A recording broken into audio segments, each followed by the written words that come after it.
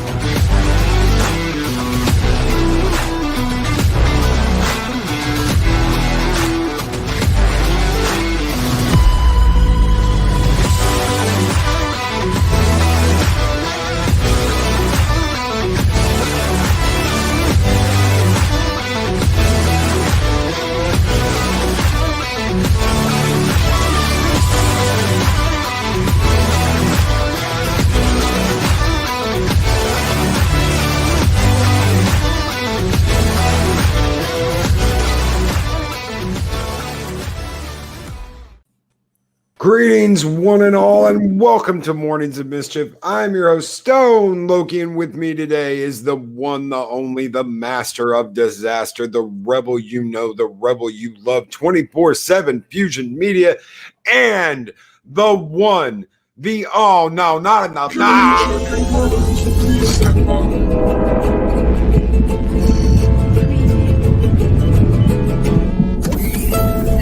Welcome to Mexican Ironman.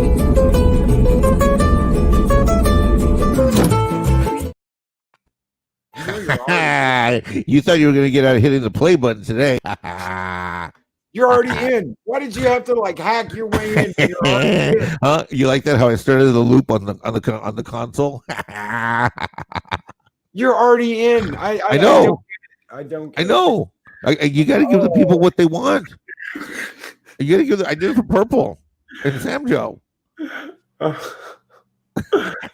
Speaking of Purple and Sam Joe, good morning, Valkyries. How are you doing this morning? Chris Persia, Mark the Infinitely Tired, Yodam Darkstar, MB Geek, Let's Talk. How you doing? Robert Pearson, Keely Chow, Roll Tide, Keely Roll Tide, Lady Q on IMBU. How are you doing this morning, Lady Q? Speaker for the Dead, Brian, hell yeah. Mark the Infinitely Tired, and already a skull from Mary's game room. Thank you so very much, Mary, and skull. There it is. It's you. Take your hat off, boy. That's a dollar bill. And Mary said, good morning. I hope it's a great show. I'm going to catch tomorrow's to avoid spoilers. Congrats on what was apparently a popular stream Saturday. I have got to get that stream pulled up here, guys. 1 second. When we went off the air on Saturday, ladies and gentlemen, we had 2,400 views. Today, we have 4.7 thousand views on Saturday's video. Thank you very much, everyone. Wow. Thank you. So then you did put up the meme of me and my Mexican Ironman thong. Do you think that helped draw the views then from Twitter? It's possible. It is possible. Wow, that's awesome. The ladies can't resist the iron thong. For next month, we're going to use a scratch and sniff one. That'll really get them. Oh shit! Hello again and good morning, everyone. It's already gone off the rails into chaos. Good morning, DJ Odyssey, Jedi Bill, Nina Green. Good morning, Nina. How are you this morning? Oh, good morning, everybody. I hope everyone had a great weekend. MB Geek says, come for Loki, stay for Mexican Ironman in a thong.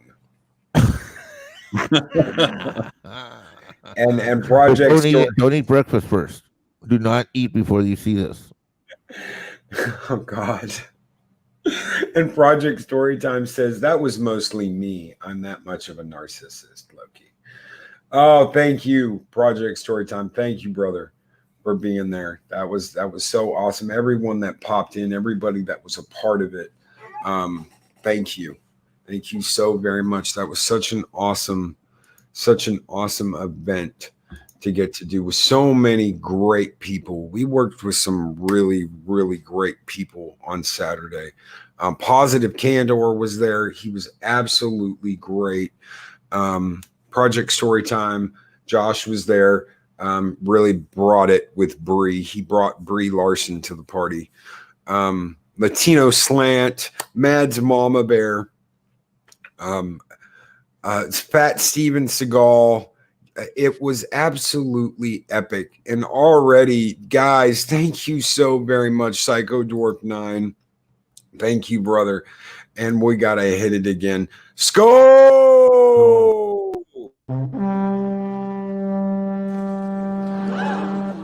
There it is. It's beautiful. Take your hat off, boy. That's a dollar bill.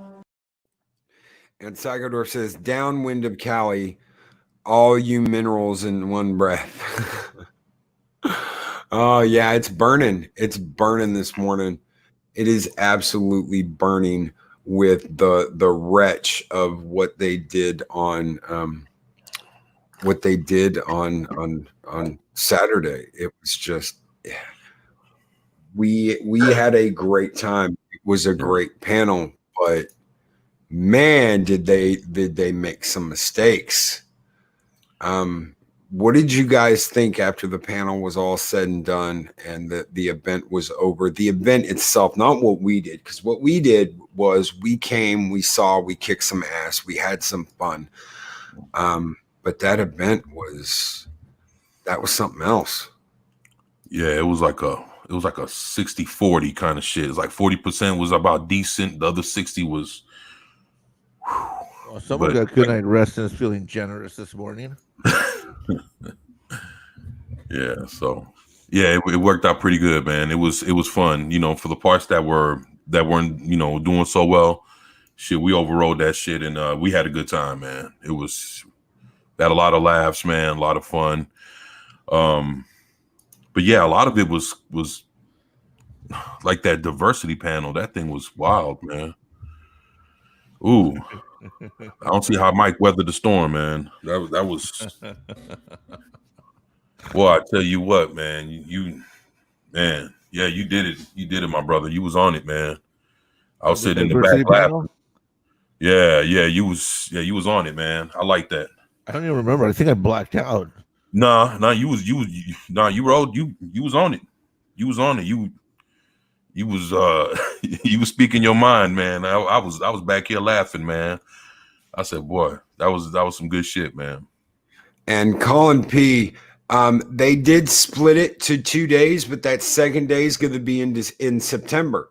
Right. So we're going to be covering that. I believe it's September 12th. Yeah, that's why we only went 9 to 9 or West Coast time, 9 to 9. We did the pre-show. The actual event went 10 to 9 or 10 to 8.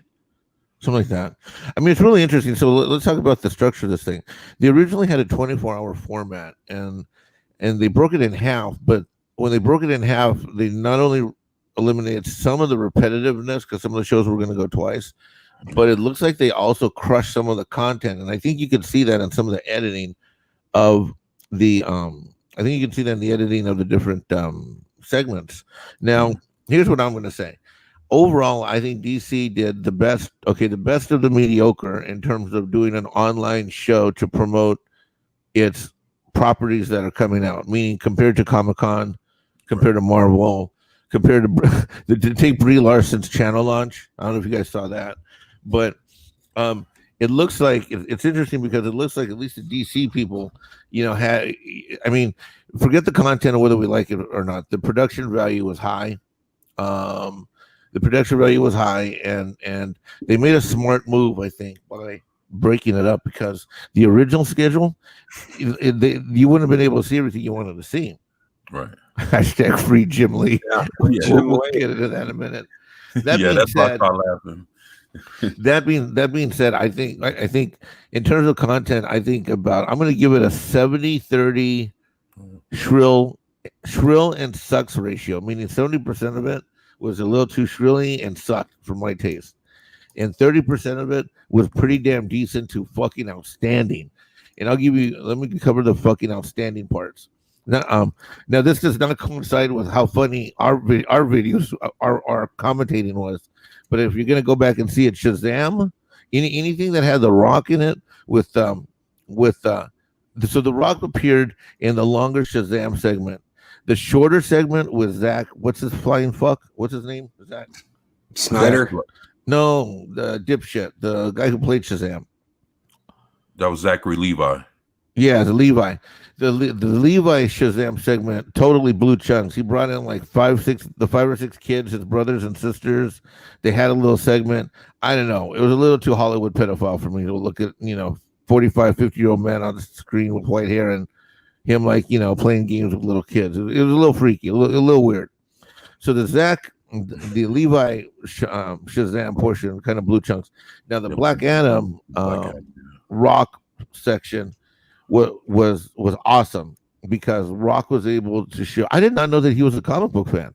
Oh yeah. To him listening to him talk about Black Shazam was like listening 24/7 talk about, I don't know, the first comic that was created in ancient alien history on the fucking temples of Egypt. Because 24/7 is like, fuck. I mean, you can't go toe to toe history with 24/7 because then 24/7 pulls out a tablet of when the original comic book came out before paper, right? Dude, it's true. You're like, I was debating a comic book of Batman with 24 the other day on some other stream. I think it was like a month ago. Motherfucker goes upstairs, pulls it out, and proves that I'm wrong. He goes, page 13. No, it's right here, Iron Man. I'm like, oh, fuck. Anyway, so that's a great segment. The other segment that I thought was fantastic was the Zack Snyder segment. Now, of course, I'm a Zack Snyder, RJ, RK. I'm a Snyder Cut. I've been Snyder Cut brother for like 2 years. Yada yada yada yada. And I'm going to say the same 2 things that I've said. I hope DC finds a way. I hope DC does with Superman what they're so willing to do with Batman. And I thought about this over the weekend. Okay, I've thought about this long and hard over the weekend, which is this: they got to stop being so paranoid and afraid of Superman. And it dawned on me because if you think about it, look at how many different versions of Batman we're getting right now. All at once. Keaton's coming back for VIP exposure, right? And we got a little shrill boy. We got a little I don't know, a little vampire boy coming back as a Batman, right? We've had Christian Bale back to back with my boy Affleck, who is my favorite Batman, but needed his own movie. He needed his own movie to just get started. Poor guy. They just threw him in there like rolling thunder. But so here's what I've concluded is that with regards to Justice League, they dug themselves in a nasty corner, and I don't think they know how to go out, and no one's looking at it like this because they fired everybody from the comic book section, which is this: they're in the dark area of all the comics, which was one of the most popular areas from the from the 80s and 90s. The problem is that they're also trying to tell too many stories in too few movies. I mean, right. You've got the whole formation of Justice League, right? Let's take that number one. And by the way, Batman never wanted to start Justice League in any iteration. He was always, they dragged him kicking and screaming to the party. He's always, well, I don't know what kind of team you guys are going to build, but I'm going to go back to my mansion and solve the problems of the day. You guys try to figure this out. And he just said that. If you're watching the screen, Batfleck just said that right there in that photo. All of that without moving his mouth. I'm going back to the mansion. Fuck y'all. Yeah, and then what happens? Just as the league is falling apart, and he comes in, adds the glue, and then it's formulated. So number one is that to have him put it together is just weird. Okay, because he's not a team player. How do you have he is the biggest. Look, Batman's my favorite character of all time, more than Iron Man. Batman is the most non-team playing mofo. Like you just don't hire Batman if you're going out to the taco fields to harvest tacos. You know what I'm saying? You do not put him on the truck with other Mexicans. He is not a team player. Okay. So, non-team players don't put together a Justice League team. Anyway, that's number one. Number two is you got the whole Batman versus Superman thing. Now, those motherfuckers, they always hated each other. They never liked each other. I mean, you're talking like the bad boy who goes out to the club till 4 a.m. and the Cub Scout that gets up at 6 a.m. is tying knots. Batman and Superman. You know what I mean? Cub Scout and, bad boy of the nightclubs. You know what I mean? Those two never got along. So that's a whole other storyline. Number three is you got the whole storyline of, So the Batman versus Superman number 2. Number 3, you got the whole storyline of like this guy right here, when Superman has to face this horrific creation, derivative from Krypton, and the death of Superman. That's a whole other story. Time out, boss. One big skull from Ralph Hinckley. Thank you so much, Ralph. And skull. There it is. It's beautiful. Take your hat off, boy. That's a dollar bill. And if you guys will give me 1 second, everything had to reset here for whatever reason, and pretty much I lost all my tabs when I tried to pull open the pictures for this. Ralph Hinckley says the only superhero you ever need is in your Twitter DM. Blah, ha, ha, ha, ha, ha, ha. Thank you so much, Ralph Hinckley. Then you got the whole story. Then you got the whole storyline of like when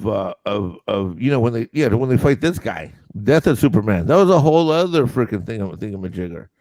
You know what I mean? Anyway, my whole point is that God bless Zack Snyder, who obviously is a comic book fan, because I don't know how this happened, but when he sat down with, or whoever sat down with, when he decided to put this thing together, he's got like 4 major storylines he's trying to pump out in 1 or 2 movies. It's too much content. It's way too much content. Marvel never did it this way. Broken Entertainment says should have been 2 Superman movies, Wonder Woman, yes, Batman, and then Justice League, and then Death of Superman. Yes. You know what? This is I've been struggling to come up with this list myself. Everybody, take a look at Broken Entertainment right here. This is exactly how it should have gone down. This is exactly it. Yeah, and I mean, hell, you could even threw Aquaman somewhere, like after Batman or something. You could have threw Aquaman in there, and since it's already out, and yeah, I would have thrown. I would let's go to Superman movies. Wonder Woman 1. I would have gone then Aquaman, Wonder Woman. No, let's do Wonder Woman, Batman, then Aquaman, then Wonder Woman again, and then Justice League, and then Wonder Woman again, and then Death of Superman. But he's correct. He's correct because the Death of Superman doesn't make any sense. It just doesn't. Batman's not going to flip a dime on his judgment. Like, it wasn't, I failed him in death, I will not fail him in life. I mean, okay, but for a quick second there, when Henry Cavill came back, I was like with the Flash, I'm like, holy shit, this is a Pet Cemetery Superman. Right. He didn't look right. Nope. He looked like a Mexican after all the taco bars and strip joints and clothes. He did not look right at 4 a.m. You know what I'm saying? I mean, he didn't have a shirt on. I mean, where'd your shirt go? Oh shit, yeah. He should have been in the suit. He should have been in the death shroud, Kryptonian black and silver. Yeah, exactly. Like, and then he shows up with this other outfit. Like, where does this other outfit come from? Is it the lighting? No, they missed that whole thing. You know what I mean? I mean, there's a lot, but they colored that suit. They colored that fucking suit. If you notice in the S shield, it's got the yellow, but the inside is silver. That's because they fucking colored in that black and silver suit. They literally colored it in post-production. Yep. Oh. Why? What's the point? Mm-hmm. Anyway, so I'm just going to tell you this. The Zack Snyder section was great because at least it shows that they're going to try to fix a whole lot of it, or at least they're going to try to get some screens or some string and duct tape in between the different stories. Because to me, there is a huge difference between Justice League theatrical version and Justice League the extended version. I mean, it is like night and day if you pay attention to it. And the best analysis of that was this guy on the internet did the special called Why I Hate Justice League, and then he did a revised version a year later called Why I Now Love Justice League because of the extended. It's a 2-hour-long video, but it's amazing. Anyway, that being said, other than that, what were some other good parts? The games. I thought the game, what's the new game that's coming out? The new game is called Gotham Knights, and great. We do have some here, let me share this real quick. We do have some cool scenes from that. You've got Red Hood, you've got Robin, you've got Batgirl, you've got Nightwing. Yeah, the first 3 Robins and Batgirl. Yeah. I have to confess, I never liked any of the freaking Robins. Well, they look like they're going to be able to beat some ass. Yeah, and and actually, I can kind of see them also probably having different skins, like different versions of Batgirl's suit and different versions of Robin's suit, along with Nightwings and Red Hoods. That's just going to be pretty cool, man. And it looks like they're using the same engine from Arkham. Right. It does. I got to tell you, the graphics quality of the surrounding scenes are just at a whole other badass bitchin' level. Yeah. But they showed that on screen, which you're not seeing here. Look at that. Wow. Yeah, Red Hood looks fucking badass. Yeah, he looks awesome especially with the bat signal behind him like that. That shit looks fucking awesome, man. Yeah. Now let's cover some of the less. There was almost no coverage of anything comics related, and so I think going forward in the next couple of weeks, we want to blow up DC's Twitter and other feeds about what the hell, because these morons are seeming to forgetting that all things come from the comics. Morons.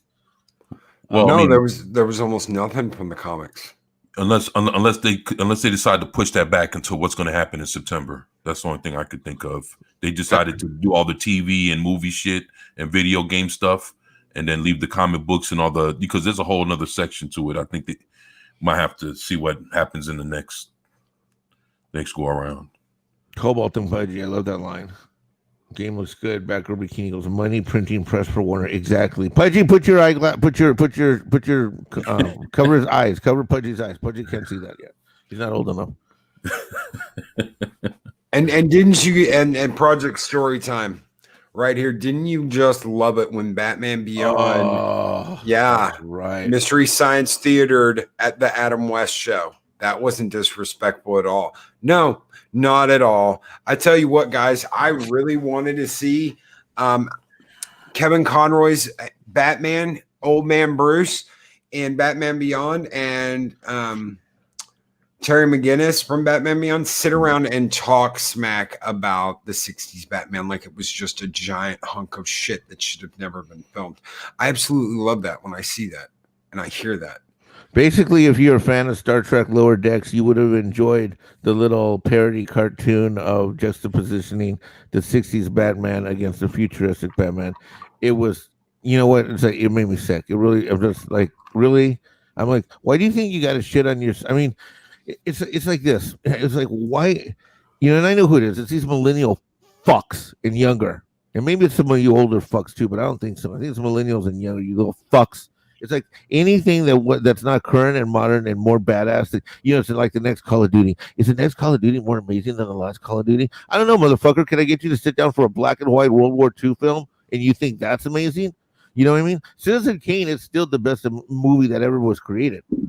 Can you sit down through that, you millennial fuck?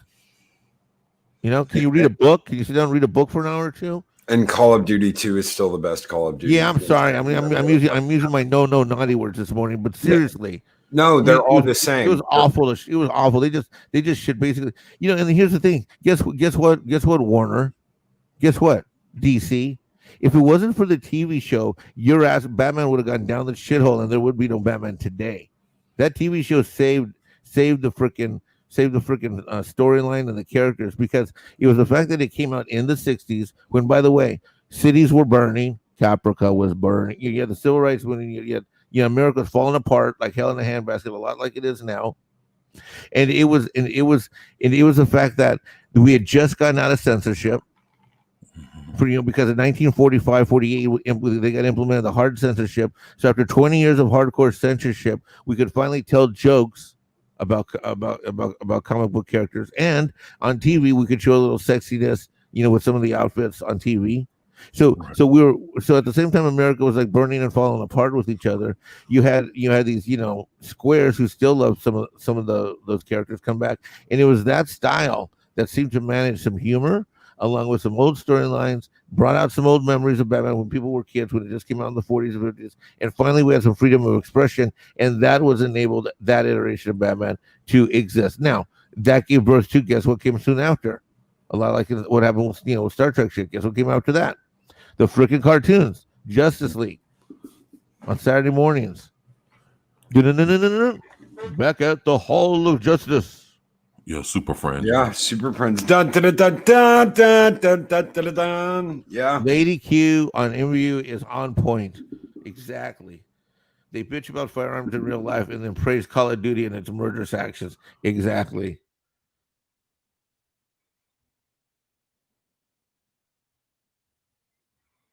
I don't know. It was sad. What else was awful? Oh, well, apparently there was a diversity panel, and apparently I commentated on it, but I blacked out. I really don't remember that. But that was an interesting. I mean, you were on break. I think I was the only one there. Were you? I don't remember. I don't know.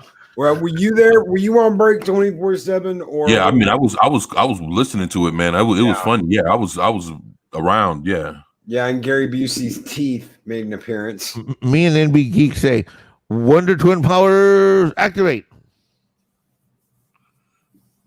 So Dave Bar. Exactly. That's how exciting it was. Anyway, but I got to tell you, hey, I'm proud of you, and I'm really proud of all the people that came on, and man, it was a hilarious. I got to tell you, from an entertainment value, I walked away for like a 45-minute lunch break when you guys had the helm. Man, it was really cool to watch. It was really cool to watch the show, but with everybody over the show talking about the show. Yeah, it was a very different experience, because since then I've noticed that a lot of the geeks and gamers, Fandom Minutes, a lot of the channels have gone back and recovered it, but it's not the same vibe. I mean, it's not the same vibe. So, I mean, but there is some hilarious comedy, and it's all happening live too. You know, it was Fat Steven Seagal. You're right, bro. It was so good. I re-put it on myself yesterday afternoon, evening, just to prepare for this show. Man, there's some parts where I had to go back. I couldn't stop laughing. Oh, I hope you are you gonna upload it or what? Oh, it's there, dude. It's there. It's been there since we. You know we got to do. You know we got to do. I'll do this today. I'll go through and I'll minute mark some of the funnier parts and some of the more interesting parts. You know what I mean? I'll minute mark them today, so that people can find. They can zip ahead. But good job. Good job. Are you going to do that again, or what? What's the plan? Oh yeah, hell yeah! Let's do it again. I'm all in for doing it again. Yeah, me too, man. We had a great panel. We had Purple Lady. We had Lady Gravemaster drop by, Abu Nas dropped by. Mad's Mama Bear. Mad's Mama Bear was there. Latino Slant was there. And I know he sent me and Mexican Ironman an invite to come on his show. And I can't wait for that. I don't know if Mike's going to go. Who? Latino Slant has sent us an invite to come on and hang out on his show at some point. I'd absolutely love to do that. I know we had Heiress of Chaos in there for all of 5 minutes. She couldn't keep her connection. She was there all night, all day long, but every time like five minutes. But yeah, she was there all day. Yeah, she was commenting in the chat all day. We had MB Geek pop on for a little bit. We had Fat Steven Seagal come in to run commentary on Fire Marshal. Awesome. Yeah, on Fire Marshal Bill. Let me tell you something about DC. She had some damn chompers. 24/7 knows who I'm talking about. Yeah, chomper lady. Oh, do you have a picture of her? If she was a smoker, she would have slowed down the whole panel. Dude, you gotta find a picture of her. You gotta find a picture of her. Loki, go find a picture of her real quick. I will try. See if you can try. While you're doing that, let's go to Ardega Outlaw, who brings up a point. There was a CNN panel, as he says, was a desperate play for relevance. So it's billed as CNN presents CNN presents real life heroes. And so they're talking about some like real life heroes during the COVID virus and all this shit. And it doesn't take 30 or 45 seconds before they slip into, and America is great. And you see people protesting for the rights to be, and it slips right into a Black Lives Matter commercial for like, I mean, it was just so, it just slid right off the deep end. I actually had thought for a second that someone had changed the channel to the Democratic National Convention. There you go. There she is. Oh. Yeah, she had some teeth, bro. Boy. I mean, Mexican Ironman likes to get a little, a little bite in the nighttime action, but good God. Those chompers get a hold of you, bro. Ooh. Sharkarino. There you go.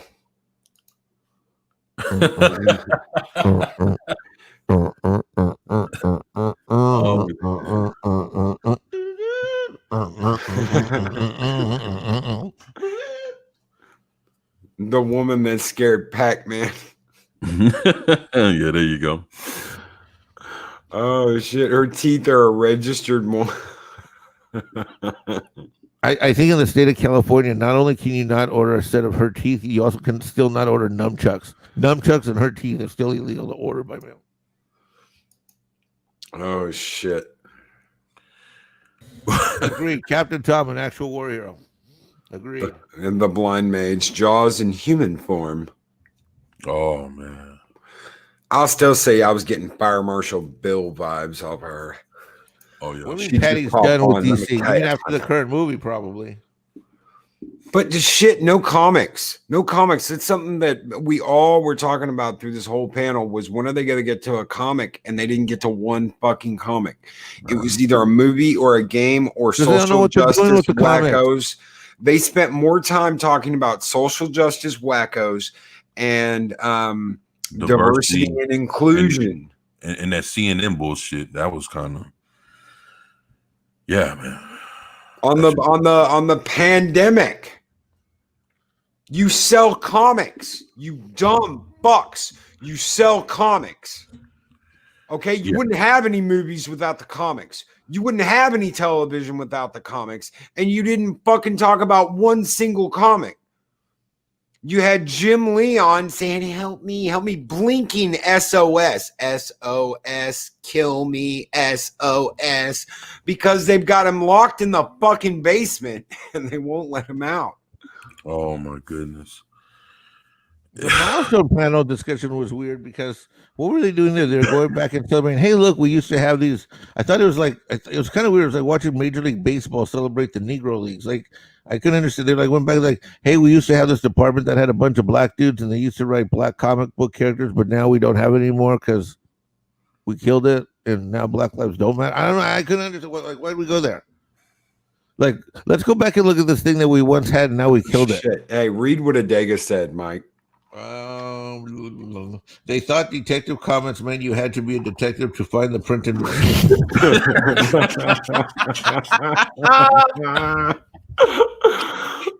Oh shit!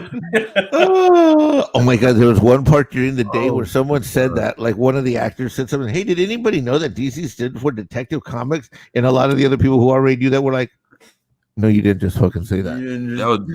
That was Ezra Miller that said that stupid Yeah, shit. that was Ezra Miller. Did you know some hidden trivia here, folks? DC stands for Detective Comics. Put down the meth pipe. Really?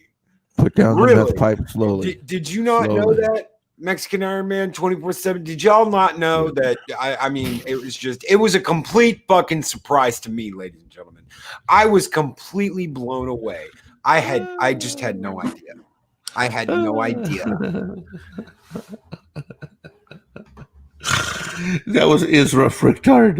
You know, I think because DC's had him on lockdown from choking women, he's been choking himself. Someone's a little oxygen deprived. Yeah. I don't want to see Flash like whacking off. That just be done. Dingy cucks. Yes, Fat Steven Seagal. DC stands for dingy cucks. Oh, guys, to me, it's like a fall from grace. I love fucking Detective Comics, and to see them do this shit. And good morning, Latino Slant. Good morning, brother. To see them do this is just it's what this tells us is we got to go. We're gonna get ahead of this comic book shit, and here's what we're gonna do. We're gonna do some shows. We're gonna get on their Twitter feeds. We're gonna do some letter campaigns, and we're gonna one thing we need to cover immediately. We're gonna go back. We're gonna go back and we're gonna break apart and cover Jim Lee's article from last week. Remember the one you read? Was it on Friday or Thursday? When I lost my mind? Friday, I guess it was. Friday, I think. Or yeah, Thursday. we're gonna keep our eye to the ground 24/7, and we are going to tell them what they need to do with the comics. Since they just fired 600 people, now's a great time to tell them what to do, because frankly, they did fire a lot of good people, but they did fire a lot of shithole assholes. Yeah. Yep. Just like the Cleaned house. motherfucker that Unfortunately, they cleaned house by the numbers. They didn't clean house by the content. So we're gonna help them with content now. Yeah. It's funny they got rid of the guy that greenlit the Wonder Woman 1984 cover, man. Huh? Yeah, the when the guy that the editor that gave the thumbs up to that fat Wonder Woman from 1984 comic book cover that everybody's been shitting on. Yeah, when they got rid of the 900 people, he got the axe too. So he did all that shit and lost his job. The guy who did the 1984 cover? Yeah, the guy that greenlit it, the editor, the guy he got axed too. He got axed. Yep. Well, the point is that the mistake they made is they got rid of everybody without doing more analysis. Are there any diamonds in the rough? But the problem is this: they looked at the numbers had been bad so long, they took the philosophy of like, fuck it, let's just get rid of everybody, because the numbers have been going down so freaking long that from a business standpoint, I can see where they went with that. However, they don't have the depth and breadth of what they need to know about. Like, for example, they might be proud of all the movie they made on the Batman animated series, right? Right. Well, let me ask you a question. What happened in comics that it had those storylines not happen, that nothing in the animated series would have been able to happen? Loki, 24, Chat, anyone want? Who knows the answer to that question? When did it come out? I mean, when did the animated series come out? 19 what? Wasn't it 92? One? It was 90. I think it was 91. The whole series ran in 92. So what happened before that in the Batman comics universe in the 80s? We had, the dark shit. Yep. We had the new drawings, the new letterings. You know what I mean? Right. We had the graphic novels came out. We had Frank Miller. Yeah. Okay. So my point is this: is that although much of the animated series went in a how do I say it? A lot of it went in sort of an Art Deco direction. The point of the matter is that it allowed the Dark Knight to leave the Gothic, and you can go in different places. And so, had there not been that never would have been right. So, I mean, how many Batman movies have there been? Jesus Christ! Yeah, seriously, 7. If you just count the animated series, but then how many cartoons have there? Cartoon movies have there? Oh, a shitload. At least 9. At least 9 Batman movies. You're talking. Kevin Conroy did some of them. Hey, some of the very best animated movies came after the Justice League. If you want to see a badass 2-parter, go and watch Batman, Superman, Public Enemy, and then right after that, watch Batman Apocalypse, because you have the entire voice cast from Justice League. You've got Kevin Conroy, you've got Tim Daly, you've got I can't remember her name right now, the woman who did Wonder Woman. You've got all the badass voices come in and reprise their roles from the animated series in these movies, and they are fucking epic. These movies are what happens after the Justice League animated series ends, and they are wonderful. This is DC at its height. Is when they respected the canon, they respected the stories, they respected the characters, and they respected the fucking voice actors that played them. Yeah. I agree. And now you've got this shit that we got that they don't care. They don't fucking care. Someone said it earlier, and it's Chris Persia. Purposely not talking about comics just highlights that DC has moved away from their source to using their IP as a platform, a fucking platform. That's all I saw was a platform. You did get to see some good shit, previews for movies, and a preview for a game. That other game, the Suicide Squad game, all that was CGI trickery. There's nothing in game about that. And they haven't even fucking started really working on that yet. Yeah, it was all cutscenes, man. It was all cutscenes, CGI cutscenes. They were and Pat Steven Seagal, they respected quality. No one did it better than DC Animated. Warner Brothers Animation concerning DC was at its height when they were doing this shit. And now man, it's they won plenty of awards for that shit too, man. Like it's unbelievable, man. and Marvel didn't have shit on them. Marvel tried to do a Avengers.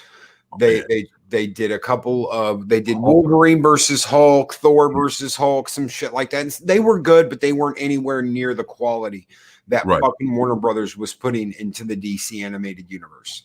I mean, shit. The only thing that they had that was actual quality was the X-Men, the animated series. Yes, that was good. And if anybody watched it, the Silver Surfer was actually pretty decent too. Silver Surfer had his own cartoon, and it was actually pretty decent. Everything else that I saw, they had the Hulk cartoon, which wasn't. Then they had the the Avengers Mightiest Heroes. They had some that looked like kids or like real cartoon like. Nah, man. So good morning, superhero reviews. Another segment that was good that I encourage people to check out is when you got to the Suicide Squad cast segment. There's one segment on Suicide Squad called "Who is the New Cast," and they go down each of the characters and who's going to play them. And hold on one second. I think they've done a phenomenal job of identifying some what I'll call A-, B+ people, and mix them up with some B level actors, and I think they're going to get an A level result. If you look at who's going to play who, you've got a stellar fucking cast here. Yeah, look at you have got is going to play Mongo, which I think is perfect. I mean, I think and they also man David I can never say his name. Dust Mocklin, Polka Dot Man, Sean Gunn is the Weasel, the Thinker, Peter fucking Capaldi blew me fucking away. They've got a Doctor Who alumni coming in as the fucking Thinker. Yeah, isn't that badass, bro? They've got Nathan Fillion, folks, from fucking Firefly coming in, and from a whole bunch Castle and whatever else. But he is fucking from Firefly. You've got John Cena as the Peacemaker. You've got Michael Rooker as Savant.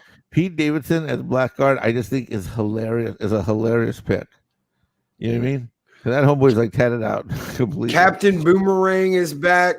Of course, you've got Robbie as Harley Quinn. You've got Joel Kinnaman coming back as Rick Flag. Viola Davis coming back as Amanda Walker. Idris Elba as Bloodsport. And take him or leave him. I love that motherfucker. I think dude, Idris Elba, just like I'm like even more of a fan. You know what I just found out? I just found out like the last few months that he's been a house DJ for like 30 years. Yeah. I didn't even know that. I did not even know that. So you have an epic fucking cast. Idris Elba did like 4 or 5 charity spins on YouTube to raise money for different stuff.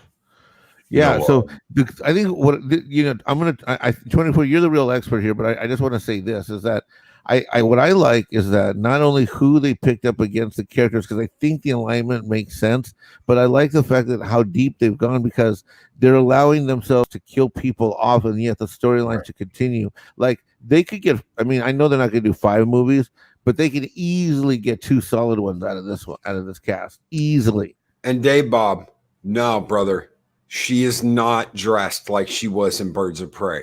She has got the Harley gear flying. You see that when they're talking about this and they show her, she has got the fucking black and red Harley gear shining and ready to go in that fucking movie. Yeah, basically what you see on the screen is exactly what we're going to see. Like what I like is how they were able to actually have them keep the real costumes, like the Javelin Man. That's the for everybody that doesn't know, the Javelin, that's the guy in the yellow and the blue. You see how he looks so different? Him and John Cena's character, Peacemaker. I can't wait. I think Peacemaker is going to be the one that's going to really be whooping that ass in that movie. He's going to be gunning people down. But if you look at Javelin, dude, and you look at Peacemaker is he's one, the guy with the white pants. I know he's 1, 2, 3, 4. He's 5th from the right. Right. Yeah, if you look at him and you seen the way he was in the little trailer piece that they shot, you can tell that he's gonna be awesome. Like I say, if you look at their suits, they're letting them actually be the villains that they are. Like they're not. Everybody doesn't have now all the same suit like the X-Men did in the X-Men movies. They allowed everybody to be their own character and look the part, and that's what's going to sell it also. That and Dave Bob. That's exactly what Dave Bob looks just like said. a real comic. How novel. That is all because of Gunn. Let me tell you something. That is all because of fucking James Gunn saying, no, we're going to do this. We're going to do it fucking right. And this is how they're going to look. That is all because of fucking James Gunn. And then the one that's correct. We can't have high hopes. The cast might be great, but it comes down to script and director, and that's true. But I gotta tell you this much: at least we're not starting off with horse shit like we did with Bird of Prey. In Bird of Prey, we started off with a cast that looked like horse shit, dressed like horse shit, and didn't have any. You know, the funniest thing to me, I mean this in a respectful way. Go back and watch 24/7's video on his channel. He doesn't have that many videos, but he has got this one where he's all fired up and excited to hear there's going to be a Bird of Prey movie. Like it's like, dude, it's one you did like months ago, right? I mean, a year ago, whatever the hell it was. And then later you can take that and watch this video where he sees what the cast is going to look like. And man, it's like it's like someone took away our cotton candy, because it matters. One of the things that made Marvel matter so much is that somehow they found a way to make the characters look believable. And I got to tell you, as an Iron Man fan, well, I'll go two ways with Marvel. When I heard that they were going to have Iron Man and Captain America, I said, there's no way they're going to be able to pull this shit out. There's no way they're going to be able to pull off me believing in any reasonable shape or form an Iron Man character. They did it. And Captain America, I said that there's no way that they're going to be able to pull off a Captain America. Whoa, who's that? Captain America. That's the greatest American hero. That's DJ Odyssey, the greatest American hero. Oh man, remember that show?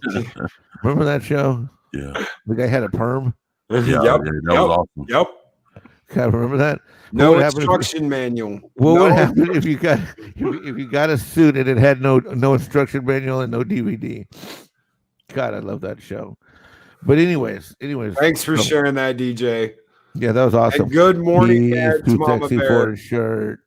Good morning, Mads Mama Bear. How are you doing? Thank you so much for Saturday. Yeah, thanks. She rocked. Good morning, Mads. Anyway, I think it started, but I think they look all very believable. I think they did a good job. I'm excited. I hope they don't blow it. I really hope they don't blow it. I mean, I did not like the Birds of Prey movie. I liked it. I mean, I still watch it over and over again. I don't know. I don't know. It's not a. I can't even call it a good superhero, or I can't even call it a good comic book movie. But I have so many fond memories of those characters from the comics. You know what I mean? I don't know. Oh, thank you, Mads. Thank you. Guys, I've always said this. I've said this since day one. Please do not thank me for coming on the show. Let me thank you. Seriously, let me thank you. You added so much to that. Every single one of you, from Purple Valkyrie to Eris to Mads to Abu, all of you added to our content on Saturday and made it a wonderful fucking ride. Fat Steven Seagal was bringing it with the fatness on Saturday. Thank you, brother. Each and every one of you that came in, that jumped on, that partied with us Saturday. You guys helped us. So let me thank you. You guys never thank me. Let me thank you. If I come on your show, you can be like, thank you, Loki. And I'll be like, okay, cool. No, I won't. I'll still probably be like, no, thank you. But you said, yeah, I know what I said. Fuck it. Thank you. Oh shit. Well, what else do we got here? I know I got something else. Something else in my bag of the Wonder Woman. The Wonder Woman. Yeah, let me get Wonder Woman loaded up here, because I tell you what, when I saw her ride that fucking lightning, holy shit, I lost my shit. And we'll start it off here right with the worst fucking picture I saw from Saturday. That right there. What the fuck is that? It looks like my Puerto Rican ex-girlfriend. It looks like, what's her name in Cats, the one that was like, look at my vagina. Judi Dench against Wonder Woman. Judi Dench will face off against Wonder Woman in Wonder Woman 19. Oh, and there it is, riding that fucking lightning. Oh, that's awesome. My God, I love that. I don't care if I already saw it or not. Ride the Lightning. I just wanted to hear Metallica fucking play Ride the Lightning when she was doing that. I will make a music video. When this movie comes out, I will clip the shit out of it and make a music video with Ride the Lightning just for her. Because damn, that's Gal Gadot with Wonder Woman. Damn, I didn't see that picture. Yep. Yeah. Let us mix your brass and my iron and see what mixes together, my baby. The fanny pack, the Mexican Ironman. Really? Fanny pack. She likes him more than me. The fanny pack. Really? I'll show you what my fanny pack. I'll show you what my fanny pack's Wonder Woman. Like we were talking about, though. This is in the 80s, and if anybody remembers this shit, I mean, they wore them. It was like the fucking, I can just carry my shit right here and it's safe. No one can lift my wallet, or I'm gonna get my ass kicked in an alley by 10 guys that laugh at me and steal my fanny pack. But it was an 80s thing, and look at that shit. Oh. Now he's got the dress down. Now he's got this is so fucking 80s. It's like people actually wear this shit now. He's a man out of time, just like she was out of time in that first movie. He had to show her London during World War I and show her what civilization was like. Now she's got to return the favor. She's got to show him all about the 80s and fanny packs and badasses dressed like golden angels. And holy shit, yes. And how to ride the lightning. Are you okay with this one awesome. Here? You know what makes that part so original when she's riding the lightning is because in the comic book she's never done that shit, man. She never, because she could fly and she got the fucking invisible jet, but just to see her do that in the movie, it's just like visually, man, that shit looks awesome, man. Yes.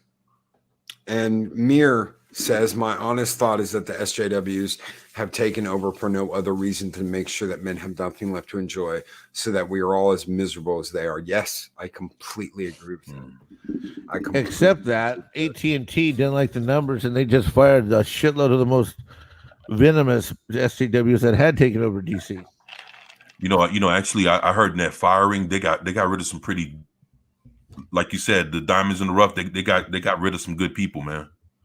Well, yeah, they just did it in all one swoop, but they have some core people that have been a part of DC for decades, man. They got rid of them too, man, and they wasn't even a part of the SJW shit. They were just trying to do their jobs and fucking put out comic books, and they got fucking swept up with the rest of them, man. Yep, they done. They're just trying to do their job. I agree with you, but you know what? But you know what? We got to. This is our chance. We have got to get the message clearly out fast, because we only got 3 weeks. Yep. We need to teach. We need to get all over Jim Lee. And Project Storytime asks, how many copyright claims did you get? I got 30. Ooh. 30 copyright claims in 9 hours. 30 copyright claims in 9 hours for that one stream. Wow. That 9 hour stream. Bad? I don't know. I've never gotten anything like that ever. I guess that's just what you get when you roll with a live event like that. Well, the whole point is that the whole damn thing's fair use, because we're covering we're covering what they're releasing. Yeah. Right. We're covering it for them. They weren't strikes. It's not like this goes against my channel. Right. We're covering what they're releasing, and the point of the matter is that we're not infringing on their copyright. We're actually, one of the brilliant things you did, Loki, is you had us set up the whole DC Fandom news. Like we're covering it. I mean, we're covering it. It's fair use. You know. Yep. Right. And I don't know who would have done the strike. Were they auto robot strikes, or did someone report you? No, these were automated. They were claims, not strikes. So just because you get a claim doesn't really mean shit. All it means is that, hey, if you're monetized, we're going to take your money. You can't roll this shit. And you're not going to get paid for it. They didn't give me a strike. If they had given me a strike, we wouldn't be on broadcasting this morning. That would have killed everything. I would have immediately have been taken down if they were strikes. But they were claims. Which all it means is, hey, you're never going to be able to earn. Well, that was your whole point. You didn't want to do this weekend for money. You wanted to do it for the fans, for everybody in Valhalla. You wanted to do this for us. You didn't.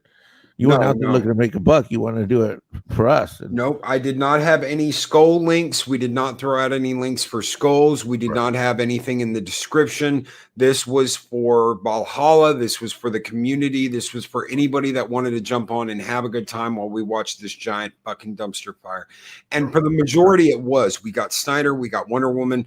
We got the Suicide Squad, which was a complete surprise for me. I had absolutely no faith that Suicide Squad was going to be anything decent. But when I saw the cast, I said, fuck it, I want to watch it now. This was us bringing you guys information and bringing it to you real, because we're going to give you our opinion. This is our opinion on it. We had a huge panel. We had more diversity in our panel than fucking DC had the entire show. Yeah. We taught them a thing or two about fucking diversity on set. That's true. Man.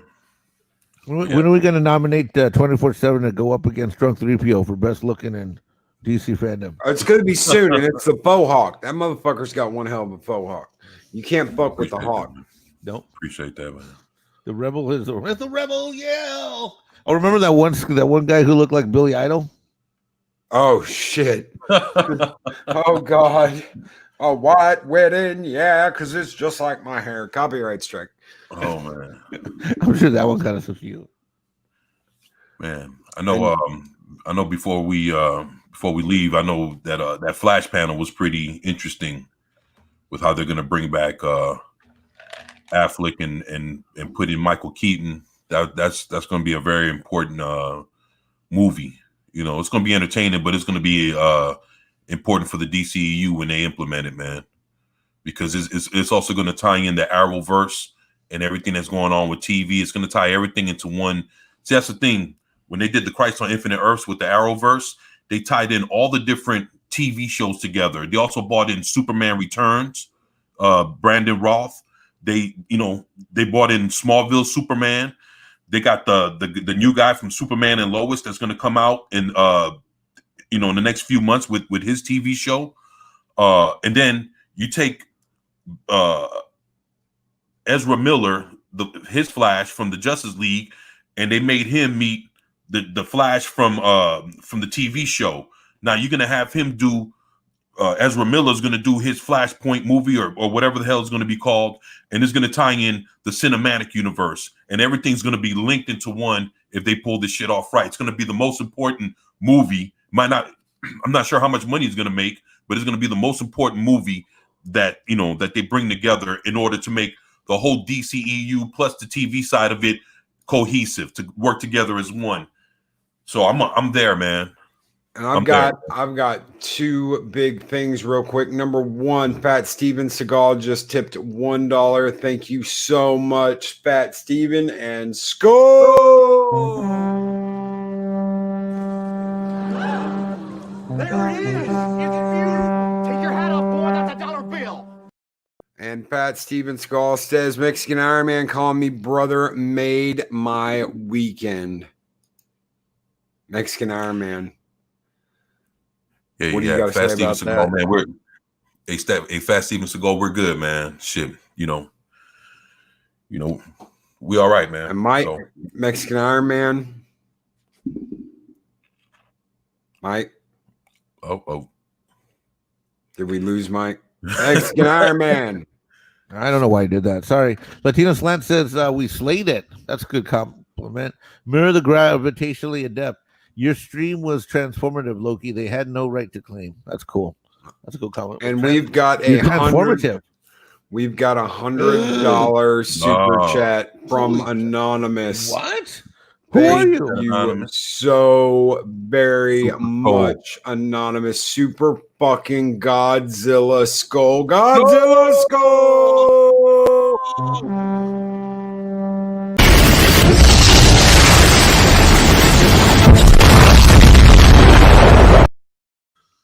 And Anonymous, who tipped $100, says, "You're so awesome, Loki. No matter what, you're on your show every time like a pro. Thank you. Thank you so very much. You just kept the lights on in Valhalla for an entire month. Thank you so very much, That's what's up, man. Anonymous." And we have got another super chat. I'm trying to find it. Shit, where did it go? Anonymous tipped $1. Thank you so very much, Anonymous, and Skull.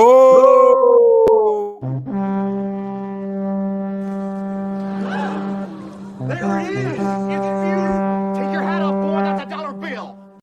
And Anonymous says, "Can I come on the panel for the next one?" Yes, Anonymous. Yeah, Yes, sure and Robert Pearson asked earlier, Rob, if you want on, brother, I would love to have you on. Guys, Rob does some insane shit with props. Rob is the Q from James Bond in Valhalla. Rob makes some epic shit. From everything from James Bond to Knight Rider, you name it, he's made it. If it was a prop in a movie, if it was a car, if it was a damn chair from a bird of prey, from a Klingon bird of prey, this guy's made it. Absolutely wonderful guy. Thank you so much, Rob. Thank you so much for your support, brother. So, Mike. I think that's a wrap, buddies. 7:05. September 12th, we will be going back. If you want on the panel, let me know. It's going to be a little more organized and a little different this time because honestly, DC completely changed everything in the last minute and we had to throw a Hail Mary. But let me tell you something, almost 5 fucking K views. We threw one hell of a Hail Mary and it fucking landed in the end zone. Thank you guys. Thank For you the guys people, so much. by the people, Valhalla.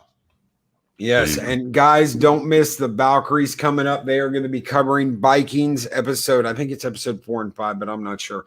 It's coming up here in less than an hour. Check them out. Thank you, everyone, for being here this morning. Thank you, 24/7 and Mexican Ironman for co-hosting. And we will be bringing you more DC news in the future. Everyone have a great day, and we will check you guys out later. Peace.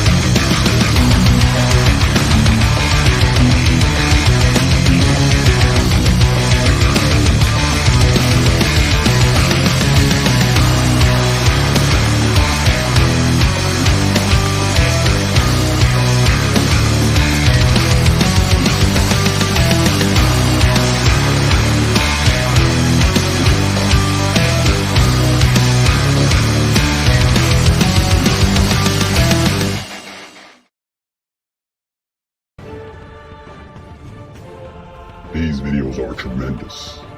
Like, comment, and subscribe, and hammer that notification bell.